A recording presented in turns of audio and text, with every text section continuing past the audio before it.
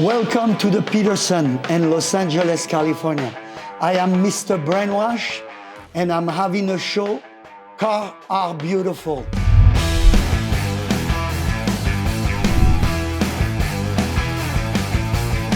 I'm Bryan Stevens, Director of Exhibitions here at the Petersen Automotive Museum in Los Angeles, and we're standing in our Armand Hammer Foundation Gallery, which is a space we envisioned first in 2015 when we renovated the museum to be devoted at all times to looking at the overlap between art and the automobile.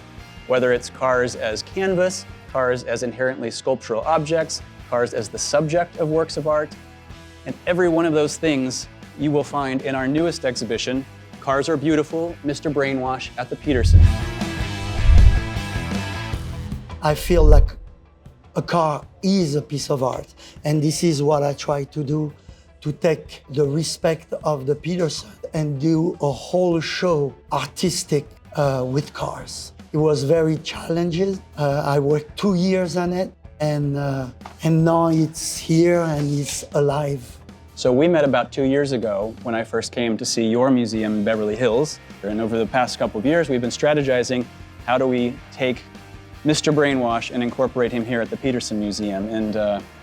And this is what you delivered for us. Exactly, Yes. and the way that the contact had 2 years ago, the energy was so good that I started. I couldn't decide on those 4 cars that really like it's a big part of the world of cars.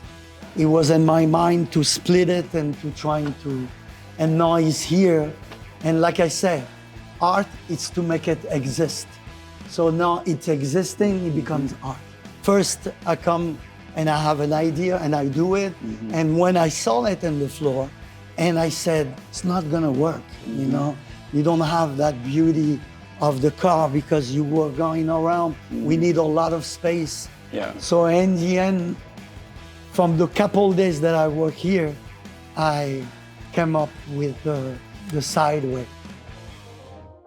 One thing that really strikes me is that for you, this is not just a cold, sterile gallery with individual art pieces. This entire room is an art piece, and you treat every aspect, the position of everything, the relationships between things and the colors, as if this is one giant immersive piece of art itself. Exactly, yeah. That's what it is in the end. It's like everything has to play. Everything has to play, everything. So I get very passionate about it. That I want to play. Interaction's huge, yeah. Yeah. Yep. So like these cars.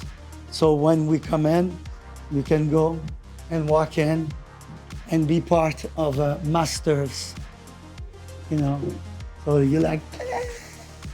So the entire gallery is an experience, but you've created experiences within that experience for people. Exactly. I want people to have fun.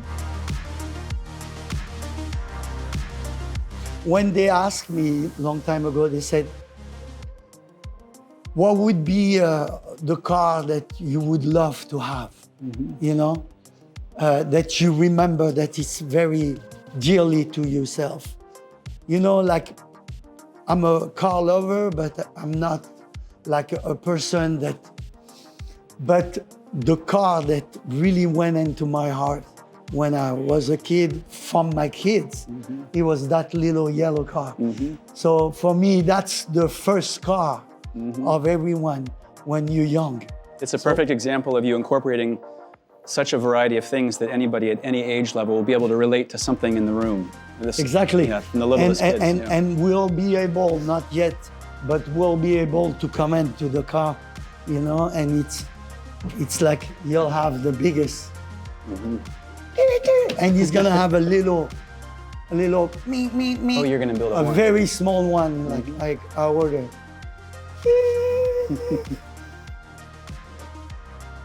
The way that you incorporate those messages references street art, and I know you have significant experience in your past producing art in the street. I'm curious if you miss the thrill of that part of your life. Now you're focused more on creating artwork for galleries and museums, but if that part of your life is something you miss. I don't miss because I still do it. I still never stop. I never give up. So I still do it. If I can bring the kid out, somebody or kid, I just brainwash them as a positivity. So this is what it is. Brainwash is colors, happy, positive. So one of those messages is life is beautiful. The exhibition title is derivative of that motto of yours. Where did you come up with that? When did you come up with the idea that life is beautiful? It's a long, long time ago, many years ago. I wanted to have something that would represent who I am. So I look and I think, and I came up with life is beautiful because I couldn't find something stronger. Because there is no one time or one day in my life where I don't say that word or I don't write it. I always write it or I always say it. So every day of my life, this word will always come into my mouth. This one, it's again an interaction. We're gonna come in and it. You're gonna be able to come in and be able to take a picture. It's like you cannot do something about cars and not have a garage because everything comes from that. This is the DNA of cars. This is where car comes from. So all these companies, these things, this oil, these machines, this whole thing here, you know, it's part of the creation of cars, you know, and there is a beauty of it because everything is like colorful. It was the way they did it. They did it with two colors, so it's very artistic to me. So it's like a giant piece of art. And I grew up that my father used to be a painter, and I grew up in a garage. So somewhere for me, with doing this whole show without a garage, it's giving not the respect of everything else. You know, so I feel that it's so artistic of what they are, and you had to be part of it. So yet another experience within an experience, and this one's based off of one you have at your museum. You're walking into a painting. Exactly. I love Van Gogh. I wanted to do another Van Gogh or room, but I did it with being at the Petersen. The Petersen is the biggest museum in the world of cars. So in the end, I had to come up with this whole room and do it like it's an experience of a car. So you be able to come in and take pictures and everything, helmets, my shoes, a real thing of cars. And we are in a room, and this whole thing about this room, it's the lover of cars and to never forget to follow your dream. So we have a Formula One car behind us, but it's certainly not in the configuration we're used to seeing. Somehow also very familiar to those of us who built models as children. Exactly. It's always to bring the kid out of me and out of everyone. So it's like to bring something that is small, that's some passion, to glue it together, to put it together, to buy a kit. And I wanted to make a kit as a real Formula One. Down below the Formula One car, you have a stack of vintage televisions. I'm curious about your interest in vintage TVs. You've been using television since your first major exhibition in 2008, I believe, and I think you've got many, many of them in your museum. Tell me about your fascination with vintage televisions. Does that relate to your history as a videographer, as a filmmaker? Yeah, and I think it's something that you can, again, interactive with people.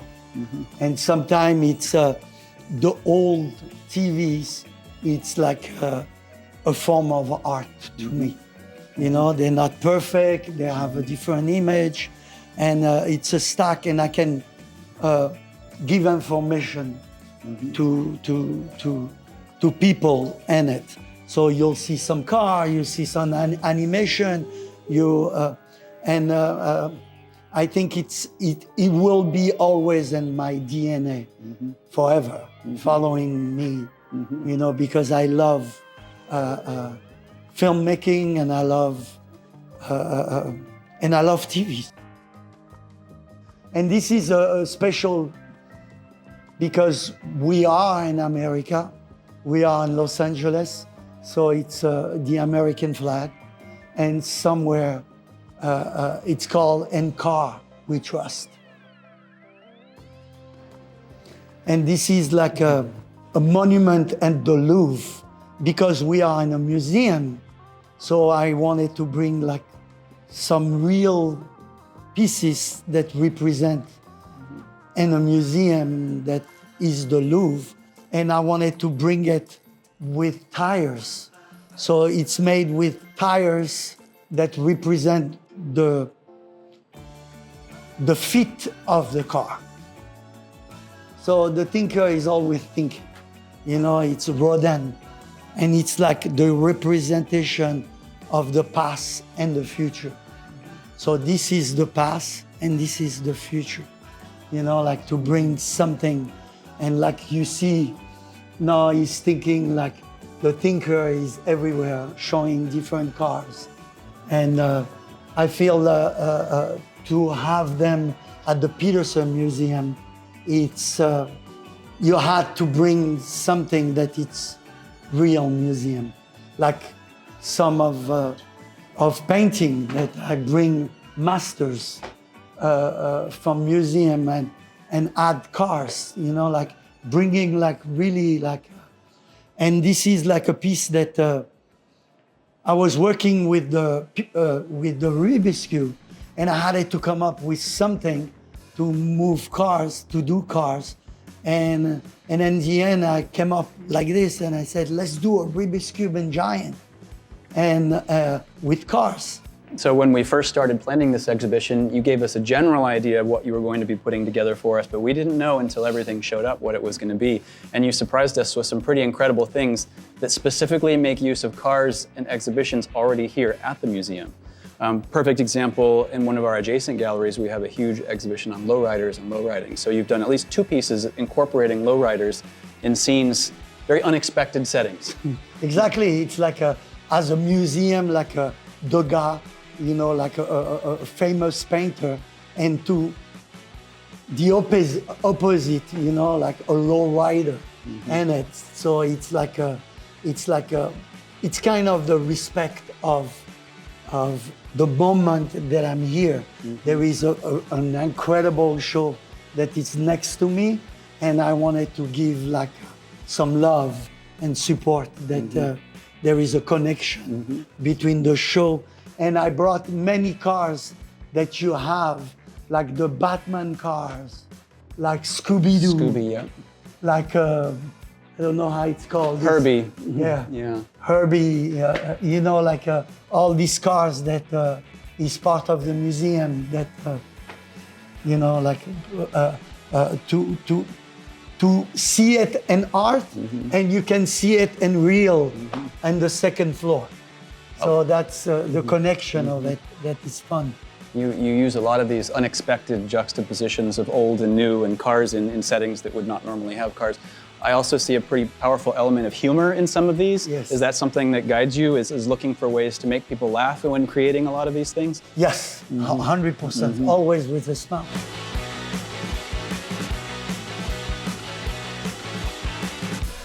And some of these paintings are recreations of very well-known works of art, but some of these are actually genuine originals that have been found. Is that true? Exactly, Yeah. exactly. Yeah. Like some of them, they're real painting. You know, like I just add the car in it.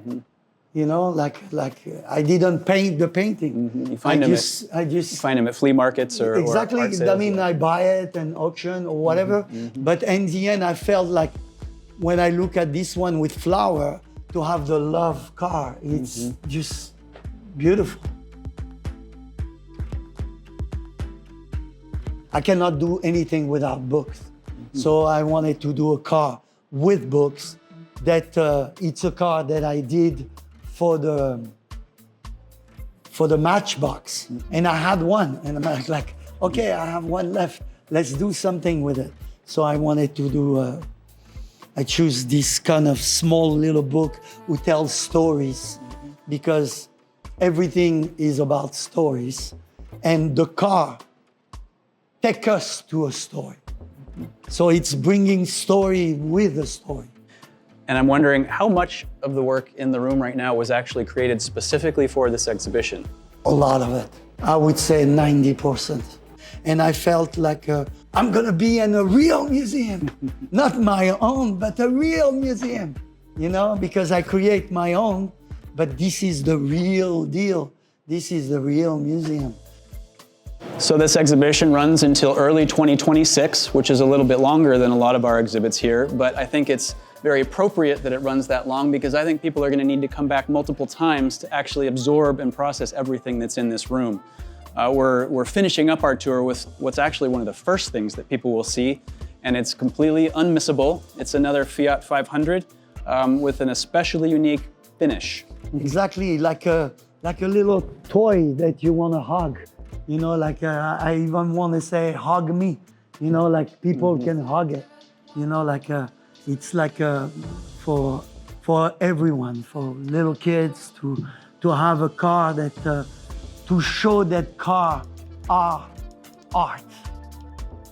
There is a way that you will come out of the show car are beautiful with something that will make you be happy and smile and think and be creative because it will open your mind.